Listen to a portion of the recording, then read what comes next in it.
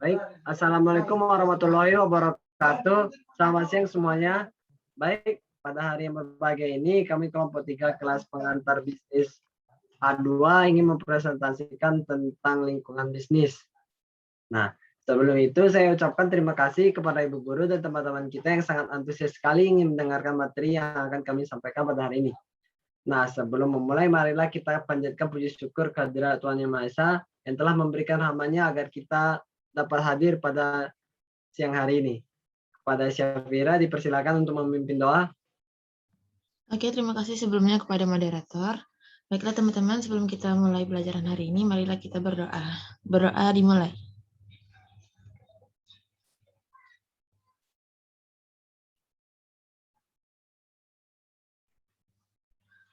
Berdoa selesai.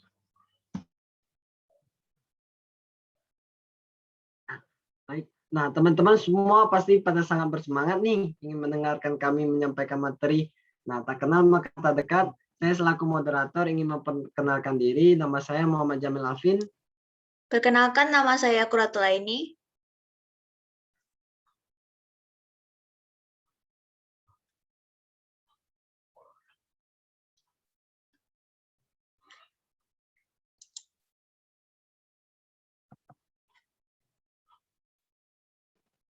Perkenalkan, nama saya Elsa Febriana. Perkenalkan, nama saya Meloktiana Dharma. Perkenalkan, nama saya Zulkifli Ramadhani. Perkenalkan, nama saya Syafira Martanindia Rahmi. Perkenalkan, nama saya Aurora Syahdira. Baik. Hari ini kami akan melakukan pemaparan materi dan akan dilanjutkan pada saat Zoom pada hari Senin.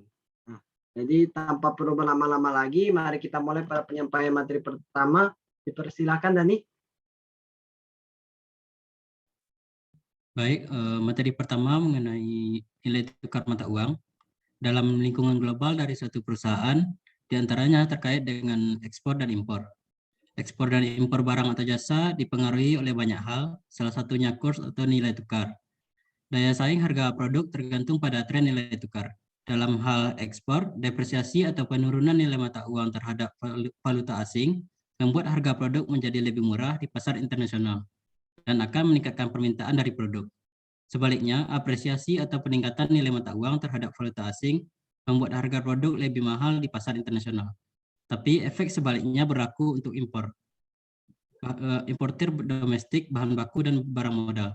Depresiasi membuat barang impor lebih mahal yang akan meningkatkan biaya produksi. Sebaliknya, apresiasi membuat barang impor lebih murah dan akan mengurangi biaya produksi. Sekian, saya kembalikan pada moderator. Baik, terima kasih Dani atas materi yang telah disampaikan. Untuk materi berikutnya dipersilakan Syafira. Oke, terima kasih sebelumnya kepada moderator. Selanjutnya ialah pengaruh bisnis terhadap lingkungan pada masa pandemi COVID-19. Pada saat masa pandemi COVID-19, banyak pelaku usaha, contohnya dalam bidang kuliner, dengan semua dari jenis konvensional memilih untuk memulai perjalanan bisnis secara online. Di tengah kebijakan work from home yang dicanangkan oleh pemerintah, maka banyak pelaku usaha kuliner yang memulai melakukan penjualan secara online. Salah satunya yaitu dengan cara online food delivery, karena dalam keadaan pandemi seperti ini, pasti banyak masyarakat yang memilih untuk memesan makanan atau minuman melalui layanan online food delivery, seperti Gojek dan Grab maupun fasilitas dari pihak pelaku usaha sendiri. Para pelaku usaha sendiri juga memulai menerapkan sistem pembayaran atau pembayaran non-tunai, seperti menggunakan kartu debit maupun kredit, uang elektronik, dan elektronik wallet seperti OVO, Dana, dan GoPay. Sistem pembayaran cashless ini digunakan agar memudahkan transaksi dan menghindari penyebaran virus. Selain itu, para pelaku usaha bisnis kuliner juga bisa membuat produknya dalam bentuk beku ataupun dalam bentuk kalengan agar produk yang dibuat menjadi awet, sehingga bisa dipasarkan melalui e-commerce yang dapat menjangkau konsumen lebih luas. Baiklah, terima kasih. Kembalikan kepada moderator. Baik, terima kasih Syafira atas materi yang telah disampaikan. Untuk materi selanjutnya dipersilakan Mela. Baik, terima kasih Alvin. Materi selanjutnya yaitu lingkungan ekonomi mempengaruhi bisnis.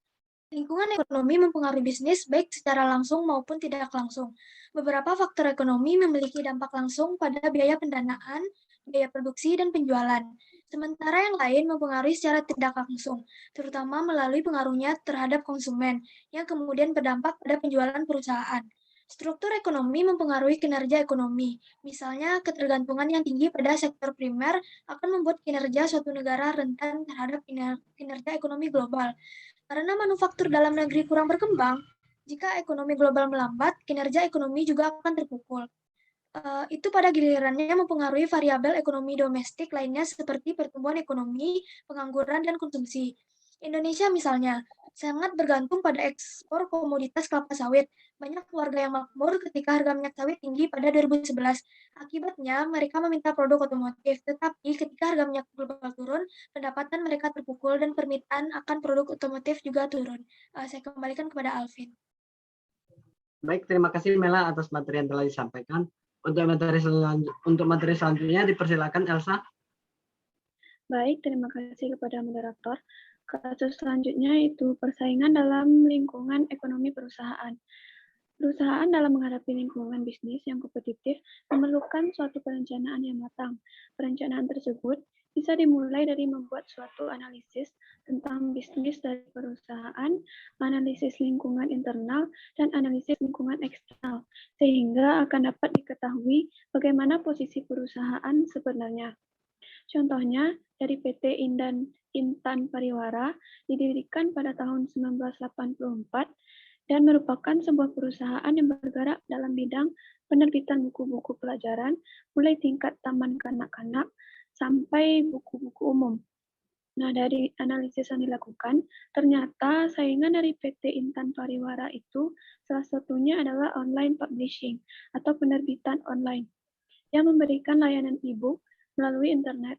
Kemudahan mendapatkan buku melalui internet itulah merupakan salah satu ancaman dari pesaing yang tidak bisa dianggap remeh.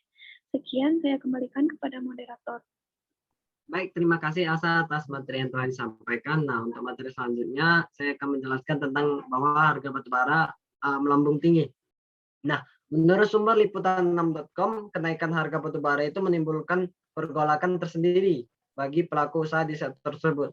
Di satu sisi, tingginya harga batubara dinilai mampu mendongkrak pendapatan emiten batubara melalui ekspor. Nah, namun pada saat bersamaan pemerintah memperlakukan sebuah peraturan yaitu Domestic Market Obligation atau DMO terkait distribusi batubara. Nah, pemerintah itu menginstruksikan penjualan batubara itu sebesar 25% akan dikembalikan kepada negara sementara.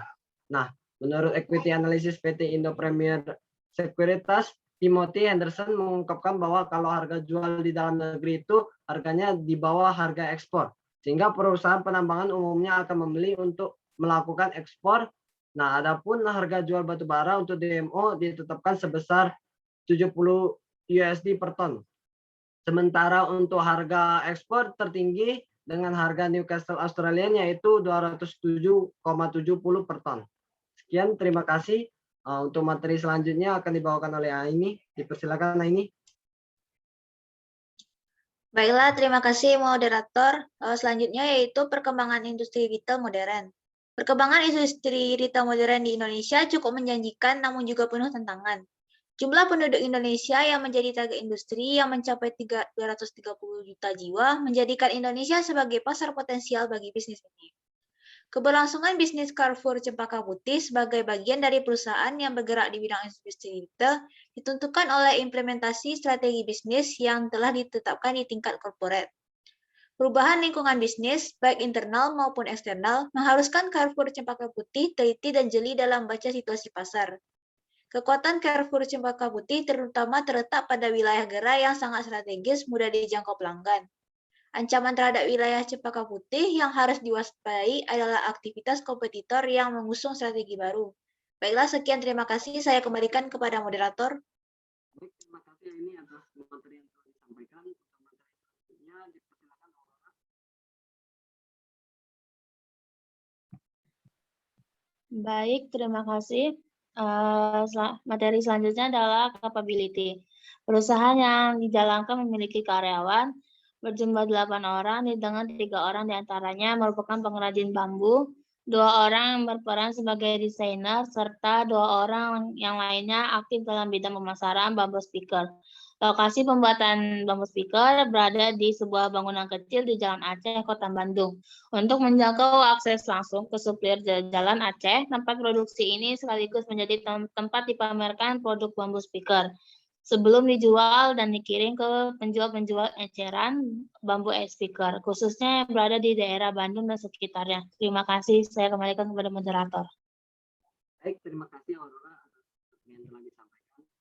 Dikarenakan kami sudah menyampaikan maksudnya, saya sebagai perwakilan kelompok 3 ingin mengucapkan terima kasih sebanyak-banyaknya kepada audiens yang dengan senantiasa mendengarkan kami dari awal hingga akhir. Terlepas dari itu, saya minta maaf jika ada kata-kata yang kurang berkenan, tolong dimaafkan karena manusia tak luput akan kesalahannya. Dengan begini, saya akan mengakhiri presentasi pada hari ini. Wassalamualaikum warahmatullahi wabarakatuh.